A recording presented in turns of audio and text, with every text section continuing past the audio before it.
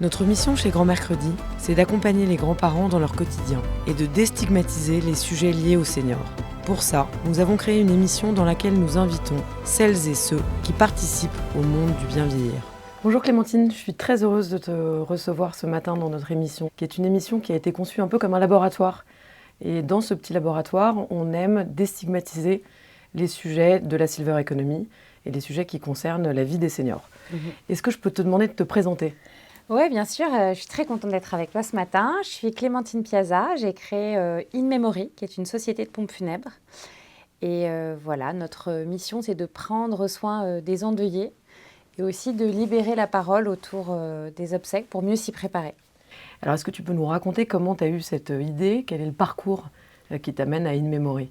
Oui, alors à l'origine, In Memory, c'est un service pour rendre hommage en ligne. C'est-à-dire ce qu'on permet aux familles qui perdent un proche, c'est de créer un espace dédié à leur défunt pour que toutes les personnes qui l'ont connu puissent partager un mot de soutien, un souvenir, une photo.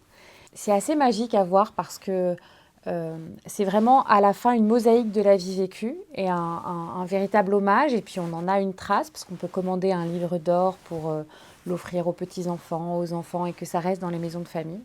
Donc ça, c'était la première étape de notre histoire. C'est ce qui nous a connectés à l'hommage et aux endeuillés. Et en étant très proche de nos utilisateurs, on a eu envie d'aller plus loin dans l'hommage en étant aussi chef d'orchestre des obsèques et donc en devenant société de pompes funèbres. Et là, c'est-à-dire qu'on fait tous les métiers traditionnels, on prend soin du défunt, on réalise la toilette mortuaire, on le transporte, on célèbre quand la communauté est laïque, on est au service de l'officiant religieux quand c'est religieux, pour que tout le parcours des funérailles soit à la fois fluide pour les familles, mais surtout à la hauteur de leurs souhaits et de leurs rites. Formidable. Et alors, ce qui est absolument incroyable quand on regarde l'histoire de In Memory, c'est quelque part que tu arrives sur un marché des pompes funèbres qui est quand même très installé. Il y a deux acteurs majeurs qui leadent le marché. Et toi, tu arrives avec une proposition pour les familles qui est une proposition différente. Alors, je dis bien les familles parce que moi, ce qui m'a beaucoup touchée dans In Memory, c'est la capacité que vous avez à parler à la fois du défunt et en même temps des familles au même niveau.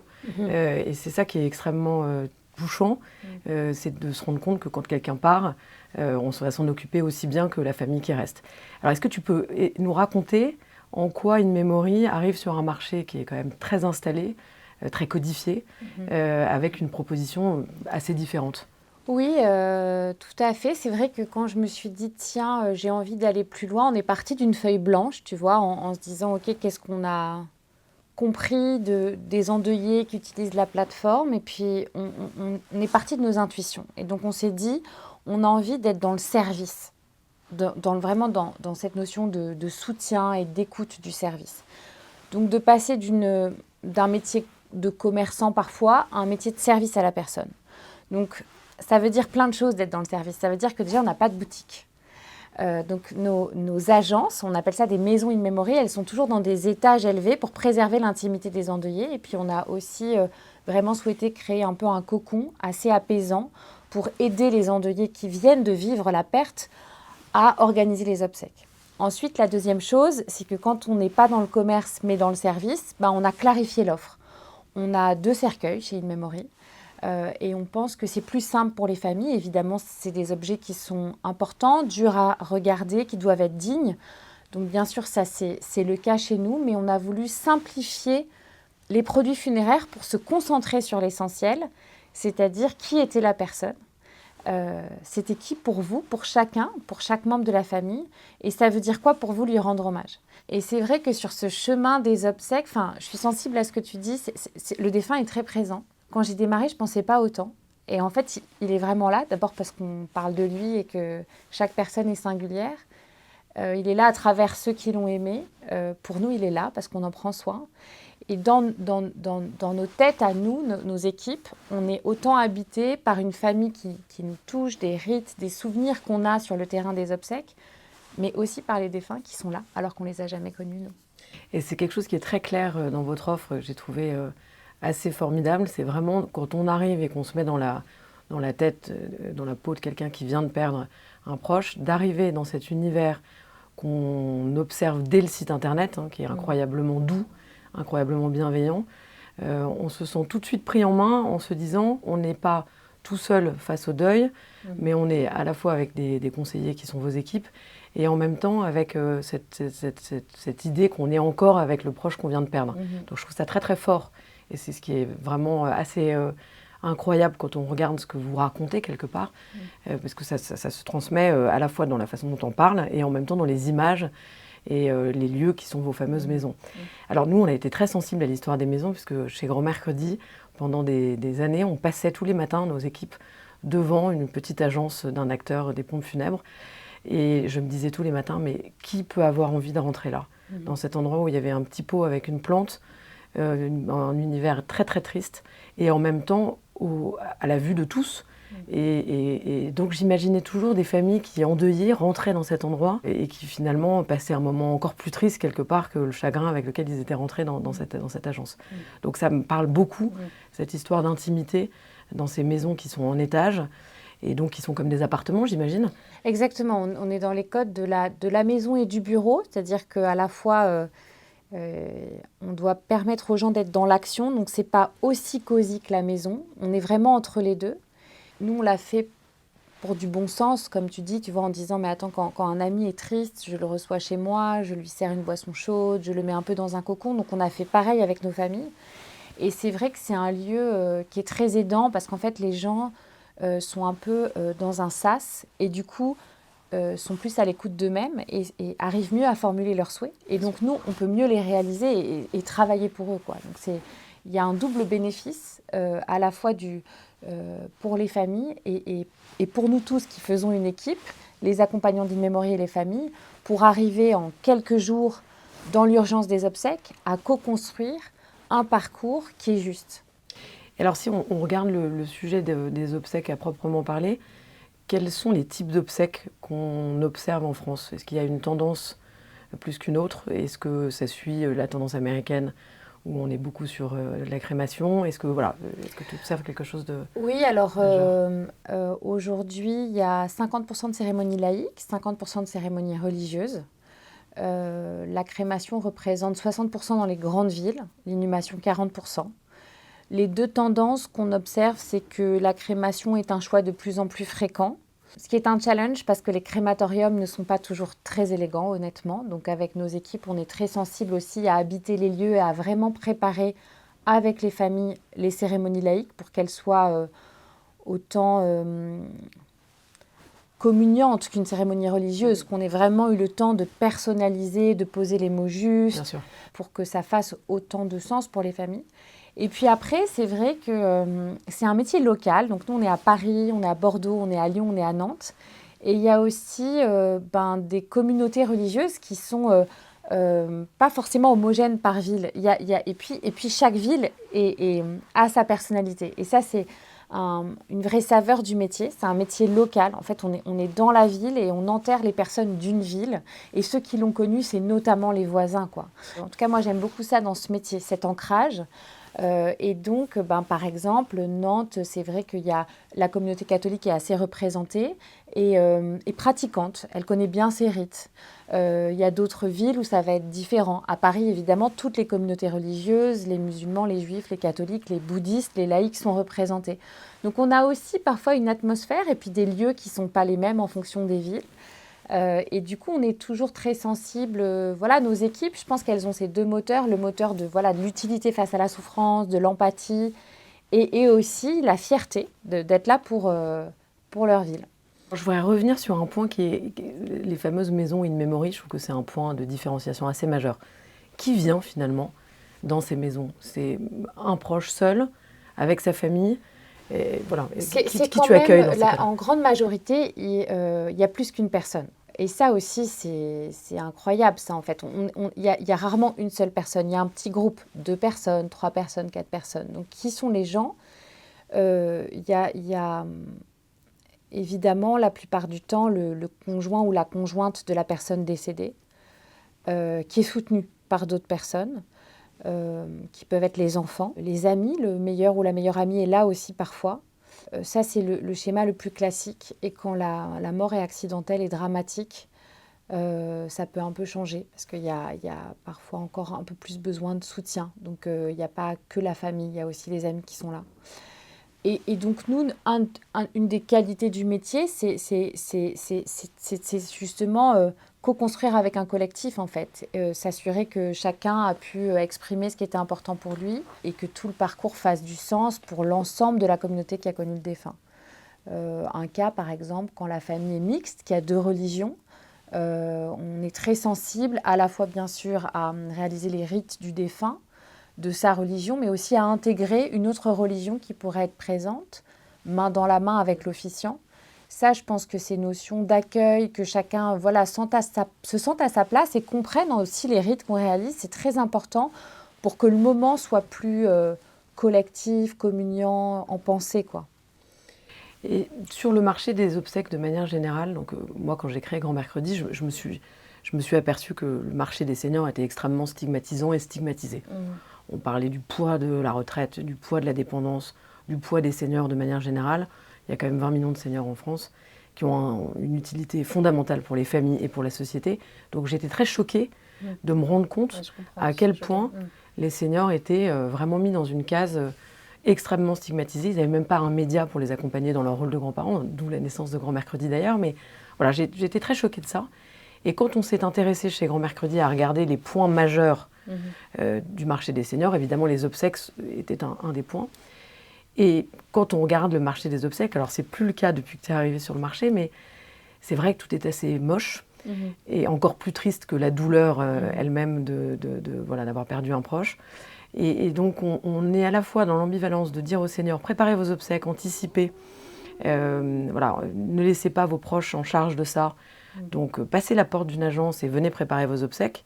Et en même temps, on laisse tout ça dans un univers qui est effroyablement triste et stigmatisé. Donc voilà. Je comprends, et c'est vrai que tu vois, beaucoup de personnes nous appellent pour préparer les obsèques. Et la maison In Memory, je l'ai vraiment au départ, tu vois, comme un entrepreneur, d'abord conçu pour les endeuillés. Et j'avais pas prévu que autant de personnes nous appellent pour prévoir les obsèques, tu vois. Mais c'est vrai que cette maison, quand tu prépares tes obsèques, elle est incroyable. Si voilà, je ne sais pas si j'amène ma maman en lui disant « Allez, on pose tes volontés funéraires » et que je l'amène dans une maison in memory, c'est pas un traquenard, c'est juste un moment chaleureux, important. On comprend bien qu'il faut en parler, sauf que tout est fait pour décapsuler la conversation. Donc toi, tu parles de la stigmatisation des seniors et merci pour ce combat qui est fondamental, et je rejoins toutes tes actions. Et on essaye d'avoir la même attitude activiste sur les obsèques et le deuil.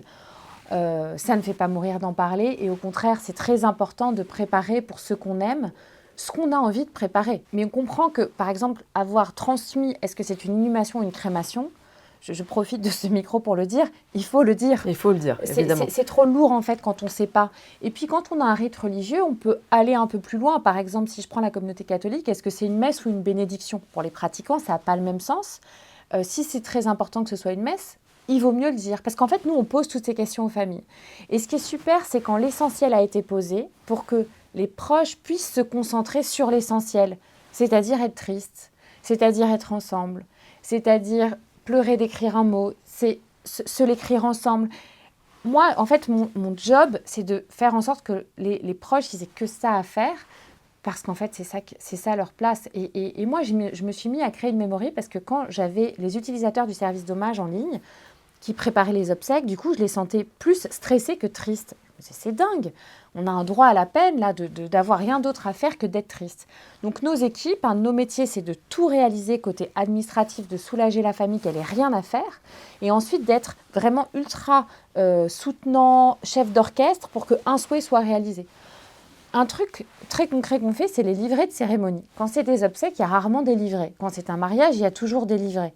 En fait, c'est important un livret pour les obsèques. D'abord pour une raison, comme pour les mariages, c'est qu'il n'y a pas que des gens de la communauté qui sont là et qui ont envie de suivre. Ils sont là par solidarité. Donc s'ils ne comprennent rien aux prières ou aux chants qui sont en train d'être partagés, c'est quand même dommage. Ils sont passifs, ils ont envie d'être actifs. Donc les familles, elles nous envoient des emails, franchement, qui ne sont pas dans l'ordre, etc. Mais on se bat pour que ça existe parce qu'on pense que c'est l'essentiel, parce que tout le reste a été fait, quoi. Mais c'est le même parallèle. Nous, on dit toujours, on pose toujours cette question de pourquoi est-ce qu'à la naissance d'un enfant, tout est beau, tout est joli, tout est sur mesure. On fait broder des petits bodys avec le prénom de l'enfant. On a tout imaginé pour la naissance de l'enfant. Et quand une personne qu'on aime part, là, tout devrait être fait en 3 jours, sans sur-mesure. Bâclé un peu. Bâclé, exactement. Et pour nous, c'est pour ça que ça a énormément de sens de t'accueillir dans cette émission ce matin, parce que quelque part, tu viens rendre très concret un combat qu'on a chez Grand Mercredi depuis 10 ans, qui est de dire mais pourquoi est-ce qu'à la fin de la vie d'un senior et à la mort d'un senior, d'un proche en tout cas, pourquoi est-ce que tout doit être fait rapidement, sans sens et avec peu de place au sur-mesure? Complètement. Et je pense que tu vois, ça vient d'un tabou qui est celui du deuil. C'est-à-dire, à la naissance, la société se met en marche parce qu'il y a le cycle de la vie qui démarre. Mais en fait, aux obsèques, il y a un autre cycle qui démarre, qui est celui du deuil. Et donc, le rite, c'est un rite de fin, c'est aussi un rite de début, de chemin de deuil. Nous, notre mission, c'est conceptuel ce que je dis, mais en tout cas, moi, c'est ce que j'ai dans ma tête, c'est de me dire, en fait, je veux qu'un endeuillé, il se retourne sur son chemin de deuil et qui repense à ce qu'il a fait pour les obsèques et ils se disent on a bien fait les choses. Et ça avait du sens, on a bien fait les choses. Ça avait du sens. Cette fierté qui peut cohabiter avec cette souffrance, cette beauté, puisque tu en parles. Moi, je crois beaucoup que la beauté est une consolation, de dire c'était beau et c'était très triste. Les deux peuvent vivre ensemble. Et je pense que ça fleurit sur le chemin du deuil parce qu'il y a un cycle qui démarre et que la société française est en deuil. 80% des Français disent avoir été marqués par un deuil et sont en deuil. Donc, je veux dire, c'est un cycle universel. Et donc, la façon dont on le démarre, comme pour la naissance, a un impact sur toute la vie qui est celle du deuil après. Je suis tout à fait, ça a beaucoup de sens ce que tu racontes. Moi, j'ai perdu mon père il y a 4 ans. Et effectivement, la partie qui concernait l'organisation des obsèques, bon, j'étais très proche de mon père, je travaillais avec mon père, je faisais beaucoup de choses avec mon père. Donc, quand il est parti, j'ai eu 3 jours pour organiser des obsèques que j'avais un peu organisées dans ma tête puisqu'il était malade. Donc, j'ai eu un tout petit peu de temps pour m'y préparer. Mais quelque part, je me suis retrouvée à passer la porte d'une agence de pompes funèbres dans le village du coin, à choisir sur un catalogue, et je leur dis parce que c'est important, à la fois un cimetière non pas du tout, mais un cercueil.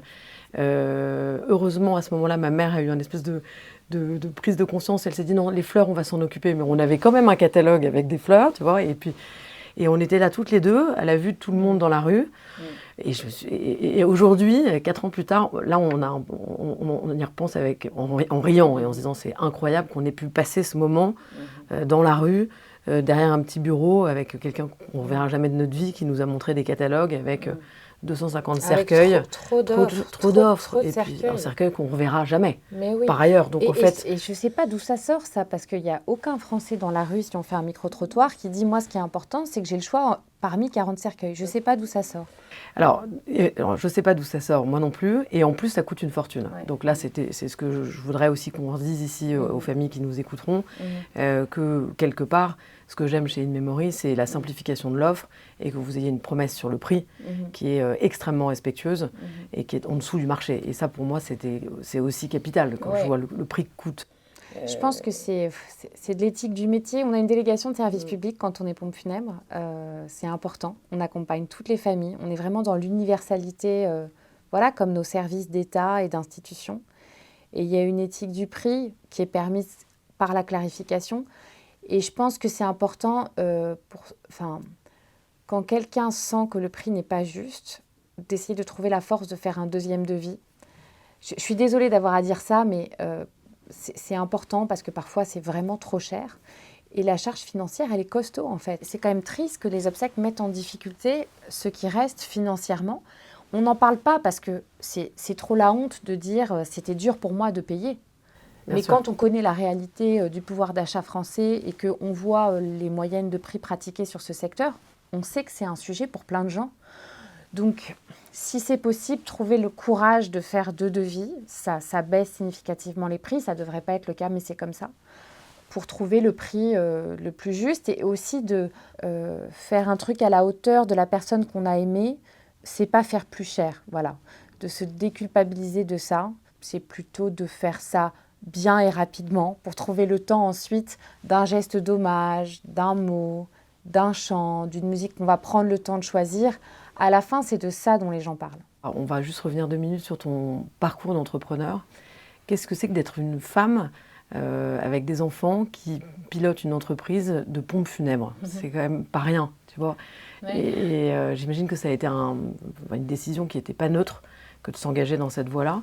Et est-ce que tu peux nous en dire 2 mots ? Oui, bien sûr. Quand j'ai senti que c'était ma voie de devenir aussi société de pompes funèbres, ça m'a percutée. J'ai eu un mois très difficile de cheminement intérieur. Le mot est dur, percuté, mais j'avais peur de la mort dans ma vie, en fait. Et puis, je voulais le faire comme un entrepreneur, donc en étant passionnée par chaque étape, c'est-à-dire du coup en vivant le moment, pas en distance. Donc, par exemple, je me suis posé la question qui peut paraître étonnante, mais quand on se recueille auprès d'un mort, qu'est-ce que ça veut dire quand c'est réussi ? Un entrepreneur, il se pose cette question, c'est quoi une bonne expérience ? Les mots ne sont pas forcément justes, je les utilise volontairement pour comprendre quand même comment je suis rentrée là-dedans et d'avoir un point de vue en disant mais quand on est près d'un mort dans ce moment complètement incroyable de dernière conversation avec le défunt, c'est quoi le mieux pour les endeuillés ? Donc du coup quand on rentre dans le sujet comme ça avec tellement de passion et du coup d'engagement intérieur, j'avais très peur de ce que ça allait avoir comme conséquence sur ma joie, honnêtement. Et alors pendant ce mois de discussion avec moi-même, j'étais très fatiguée. Enfin, ça m'a vraiment affectée. Je pense que c'était sain, en fait. Quand on rentre dans des sujets aussi délicats, il faut se poser les questions. Et après, je me suis simplement dit, bon, de toute façon, si c'est trop dur, je me fais confiance pour arrêter. J'ai pas vraiment eu de réponse à ce grand mystère de l'accompagnement de la mort et d'être passeur. Et très vite, quand je me suis mise en action, il y a eu de la joie sur le chemin. Et plutôt, je pense, une dimension de vocation que j'ai rencontrée. Pas facile de parler de la vocation, mais voilà, c'est quelque chose qui nous ressource chaque jour, malgré la gravité pour nous en tout cas. Et après, avec les enfants, c'est sûr que c'est...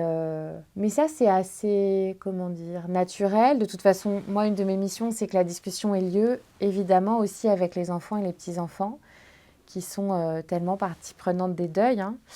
Et donc, j'ai appris en lisant aussi à avoir des bonnes discussions avec eux. Le dernier livre de Delphine Orviller qui s'appelle E-U-H, 3 petits points, que j'ai pu dire au début quand les enfants me disaient, enfin ils sont tout petits, mais maman tu fais quoi déjà ? Et en fait, de dire les choses, de dire en fait, on dit adieu, c'est-à-dire dernier au revoir, on met la personne dans la terre et après chacun pense à cette personne à sa manière, mais de dire les choses telles qu'elles sont. Alors, j'adore parce que tu parles du mot passeur. Donc, tu dis on est des passeurs. Donc, toi, tu vis l'aventure d'In Memory et les familles que tu accompagnes avec une logique d'être une passeur ou une passeuse vers une suite qui est une suite un démarrage d'une nouvelle vie qui est celle du deuil. Et moi, je raconte toujours à mes enfants et à nos lecteurs, de manière générale, que quand quelqu'un est parti, il peut vivre différemment avec des signes, avec des choses qui sont formidables, qui sont la nouvelle vie de la personne qui est dans le ciel, dans la terre, où on veut, mais qui est présente par son âme, par ses signes, par ces clins d'œil du quotidien qui existent vraiment. Moi, c'est comme ça que je parle de mon père à mes enfants. Je dis toujours, tiens, ça c'est votre grand-père, tiens, ça c'est un petit signe de votre grand-père. Et ça marche vraiment. Ils sont jeunes, mes enfants, mais je crois réellement qu'ils pensent qu'après la mort, il y a le deuil. Et après le deuil, il y a une nouvelle vie sous la forme de signes. Et j'ai l'impression que c'est ce que tu racontes quand tu dis que vous êtes des passeurs chez In Memory. Ça me parle beaucoup en tout cas. C'est chouette que tu parles des signes. Alors ça appartient à chaque endeuillé, donc ça c'est peut-être moins notre rôle. Mais ce que j'observe, c'est qu'ils sont très présents pour chacun. Et c'est assez peu dit quand même. Parce que je pense que les gens ont peur qu'on les trouve zinzin. Mais en fait, quand tu parles vraiment avec une personne en deuil, elle perçoit pour la majorité des gens, c'est très intime, mais elle perçoit ces signes. Et je pense que c'est rassurant de le raconter, même si c'est assez peu raconté et pourtant tellement vécu. Tellement vécu. Donc... Et c'est ça qui est amusant parce que quand tu es toi en deuil et que tu rencontres quelqu'un qui est en deuil, très souvent, la conversation arrive sur les signes. Et je me suis aperçue de ça assez fréquemment, mais même dans des environs business, ça m'est arrivé de discuter avec un chef d'entreprise que je ne connaissais pas 10 minutes avant. On parle du deuil et très rapidement, alors qu'on ne se connaissait pas 10 minutes avant, on parle des signes qu'on a eus. Ouais. Donc voilà, ça m'amusait de t'entendre parler du mot passeur, parce que ça m'évoque tout ça. C'est très intéressant tout ce que tu viens de nous raconter, parce que voilà, In Memory, pour moi, ça a beaucoup de sens, que ce soit raconter à des familles, que ce soit présenté aux lecteurs de Grand Mercredi, notre média dédié aux familles d'aujourd'hui. Chez Grand Mercredi, on a des grands-parents qui sont pivots dans la famille, puisqu'ils sont ceux qui vont montrer le chemin aux enfants et aux petits-enfants. Et c'est aussi ceux qui ont un parent encore en vie, donc les arrière-grands-parents. Hein, donc on est encore dans cette époque où on a 4 générations qui cohabitent. Donc le lecteur de Grand Mercredi, qui a 60 ans en moyenne, il doit connaître In Memory et il doit être capable d'en parler à ses proches, et à la fois pour préparer ses propres obsèques, ou au contraire être accompagné au moment des obsèques de leurs propres parents, puisque c'est dans ce sens-là que j'espère que les choses se passent.